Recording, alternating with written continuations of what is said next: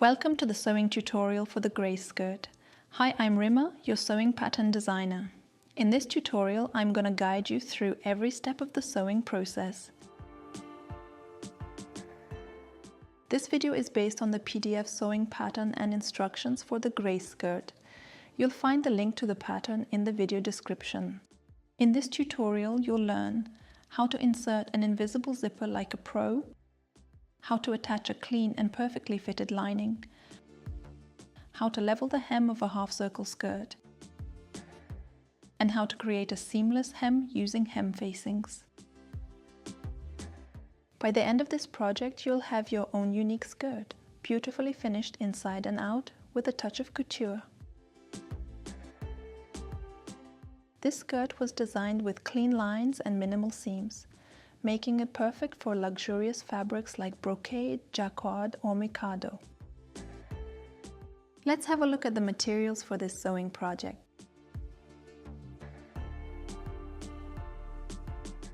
For my skirt, I'm using a lightweight yet sturdy brocade in a soft peach tone.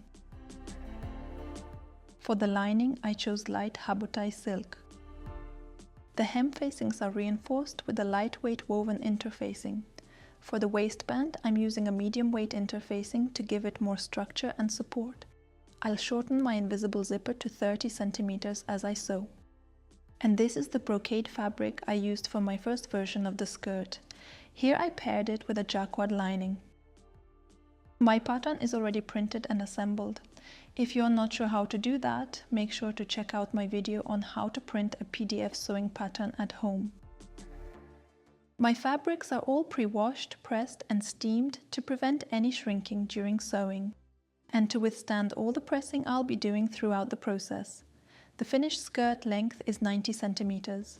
If you want to shorten it, you'll find detailed instructions on how to do that in the booklet. Let's move on to cutting. Cut your fabrics according to the cutting instructions. Double check the grain line. It should always run parallel to the fabric's selvage.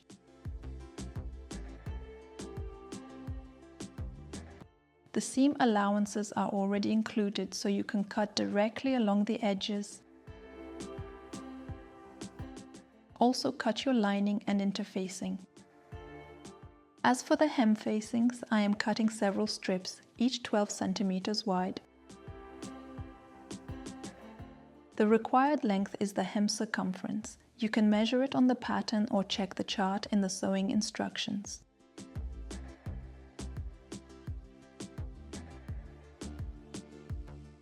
Lastly, look for the notches in the pattern and snip about 3 mm into the fabric. Also mark the center front and center back. These points will help you align everything precisely later on. Take a moment to double check all your pattern pieces. You'll find a full overview in the instructions to make sure nothing is missing. Let's start sewing. First, we need to reinforce the following pattern pieces with interfacing: the zipper area at the center back, the front waistband, and all three hem facings. Now I'll show you how to reinforce the curved hem facings. Cut the interfacing strips at 10 cm intervals without cutting all the way through. At the cut section, slightly overlap the interfacing to shape the strip into a curve. Make sure the hem facings maintain their original shape and do not distort. To check, use the paper pattern of the hem facings as a reference. Now's a good time to refresh all your markings. Now we need to serge the edges in the following areas: center back of the waistband, center back of the skirt, and center back of the lining.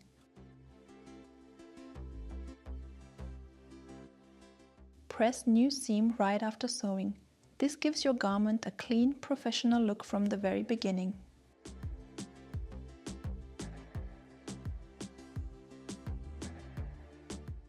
Go over your markings and refresh them with chalk if needed. Now let's sew the waistband to the skirt and the lining. Start by placing the waistband right sides together with the skirt. The notches will help you to align everything correctly. Sew it in place with a 1 cm seam allowance. And by the way, you can always check the seam allowance directly on the paper pattern.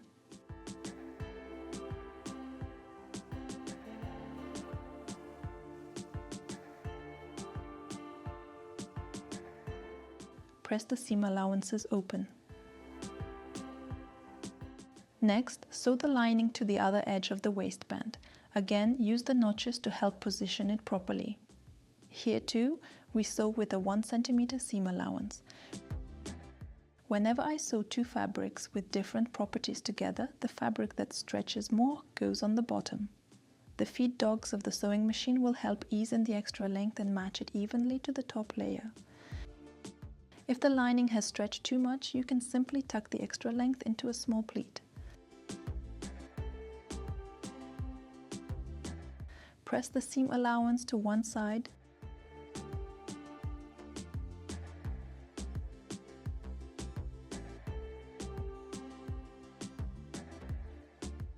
Next, we're going to insert the invisible zipper. Place the zipper on one side of the skirt, starting at the notch in the middle of the waistband and ending at the notch in the center back. Sew the zipper to this side first, using a 2 cm seam allowance, sewing from notch to notch.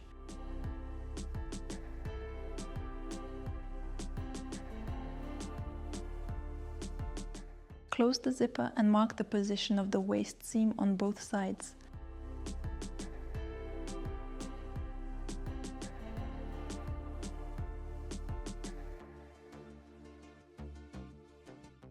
Now match this mark on the opposite side and stitch a few centimeters to secure it.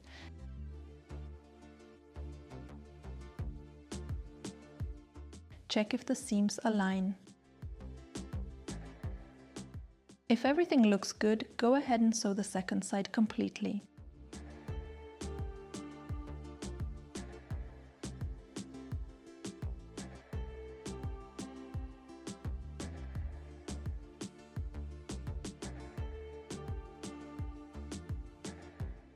Next, close the center back seam with 2 cm seam allowance. Use your zipper foot to sew as close as possible to the zipper stitching.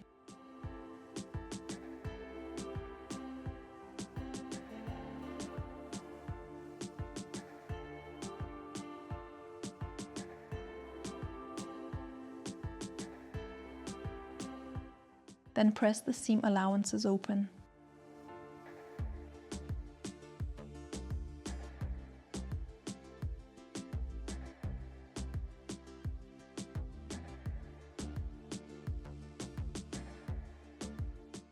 I'm now shortening the zipper and leaving about 3 cm of excess at the bottom.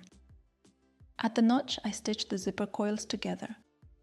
This acts as a stopper for the slider.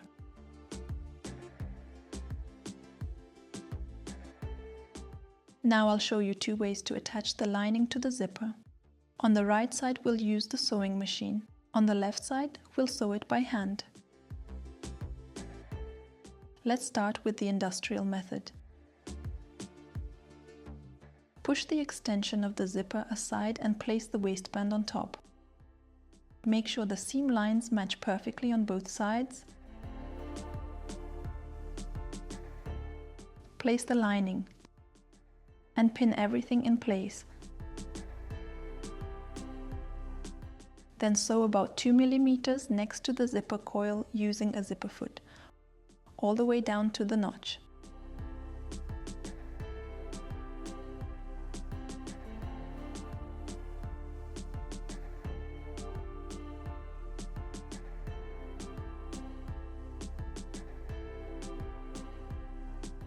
And here's the result.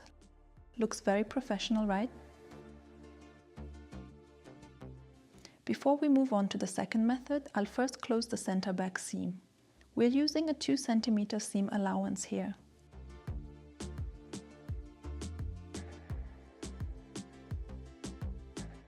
Now that the seam is closed, I mark the 2 cm seam allowance so I can fold it inward.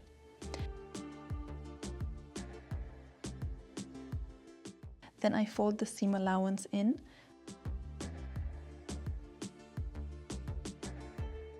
pin the lining in place and attach it to the zipper using an invisible hand stitch.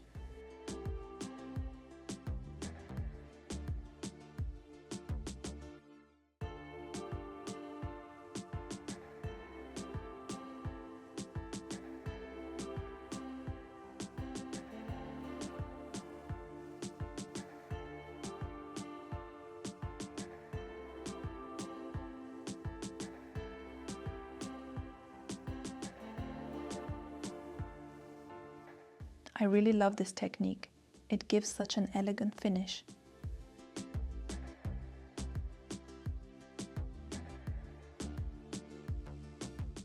To hide the end of the thread, I tuck it into the waistband so it doesn't interfere with the zipper.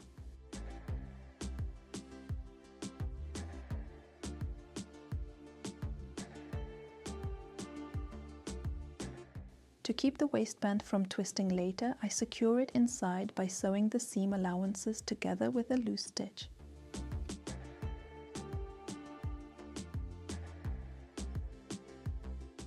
Now we can give the waistband a final press.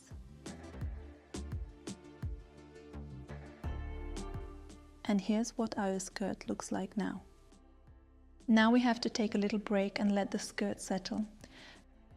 Because the skirt has 45-degree bias sections on the sides, the fabric will naturally stretch over time.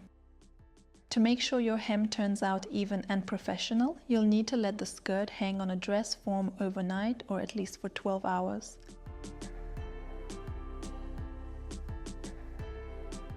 The next day, you'll notice that the fabric has shifted, especially the lining.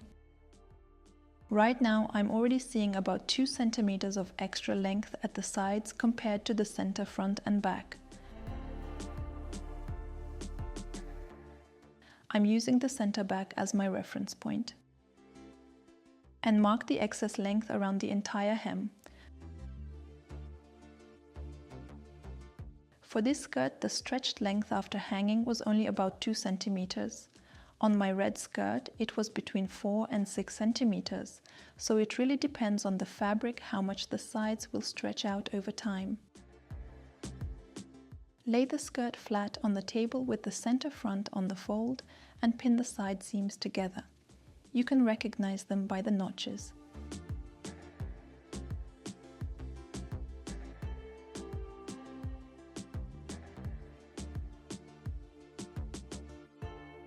Then trim the extra length in a smooth curve, gradually blending into the center front and back. Be sure to transfer the notches to the new hemline. Once the main fabric is leveled, we can adjust the lining. The lining should be 10 centimeters shorter than the outer skirt. Mark the excess length all the way around.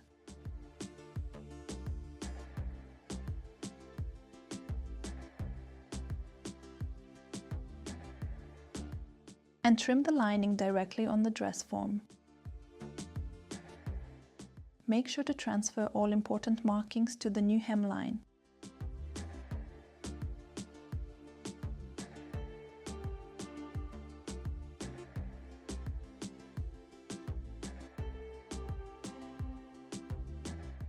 Now let's attach the hem facings. I've already sewn them into a circle, using 1 centimeter seam allowance at the side seams and 2 centimeters at the center back. Place the facings right sides together with the skirt hem, starting at the center back.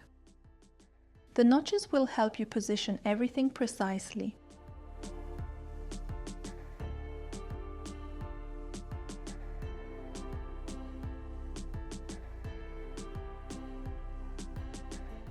I place the skirt underneath and the facings on top, because fabric without interfacing tends to stretch. The feed dogs of the sewing machine will evenly distribute the excess length. Sew the hem with a 1 centimeter seam allowance.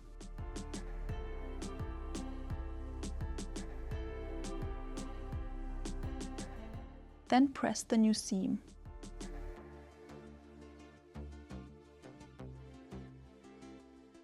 Now we'll understitch the seam allowance to the facings. Place the seam allowance under the facings and top stitch 2 mm next to the seam. Keep in mind the seam allowance lies underneath the facing.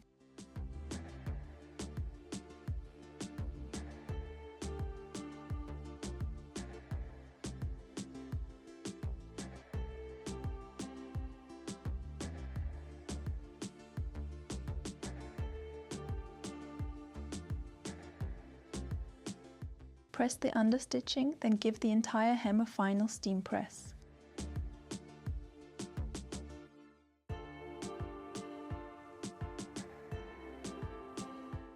Now we're sewing the lining to the hem facings, starting at the center back. Place the fabrics right sides together and make sure all the notches line up exactly. Sew with a 1 cm seam allowance, leaving a small opening for turning.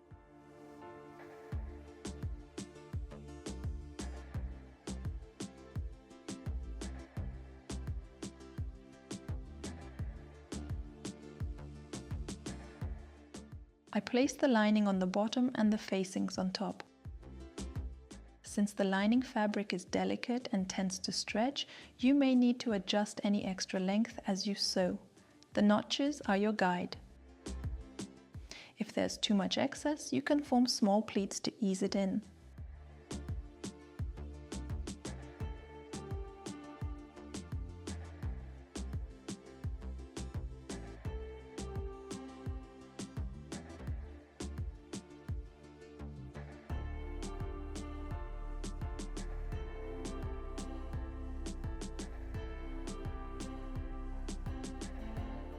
Turn the skirt to the right side.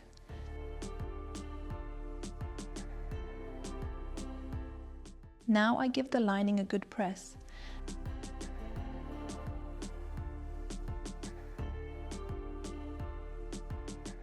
And then the hem once more for a crisp finish. And this is how the inside of the skirt looks like now. Pretty elegant, right?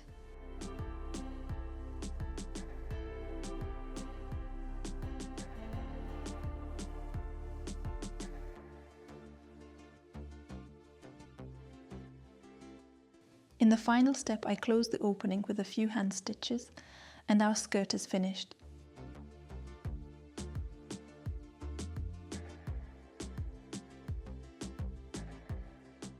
Well done! You've finished your skirt.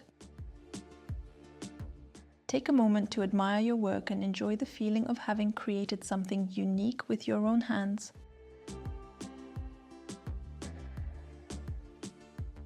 I hope this pattern will accompany you many more times, and that with each project you'll gain more confidence and precision. If you're ready to take your sewing skills to the next level, challenge yourself with your first formal dress. Thanks for watching. I hope to see you again in the next tutorial.